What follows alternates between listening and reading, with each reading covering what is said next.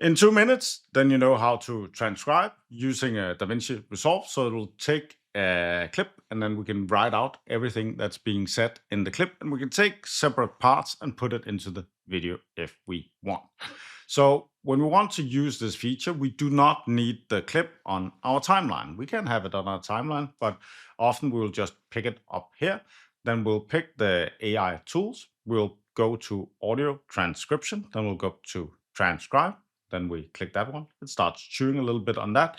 Depending on the speed of your computer, then it can take short time or a long time. Then when it's done, we get all the audio inside this clip transcribed. So we can see everything that is being said.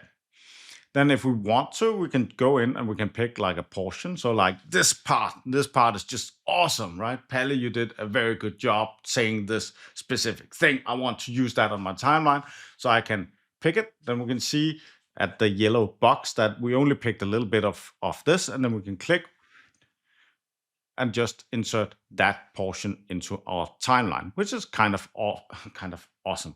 We can also take like a small portion like this specific thing. I want that, and just put it in.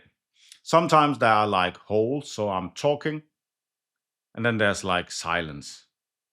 And we want to remove the silence inside the clip, so we can actually use that too. So if we have the entire thing down in our timeline, we can go in and then we can pick the 3 dots on top, remove silent portions, and it cuts our entire timeline like Swiss cheese.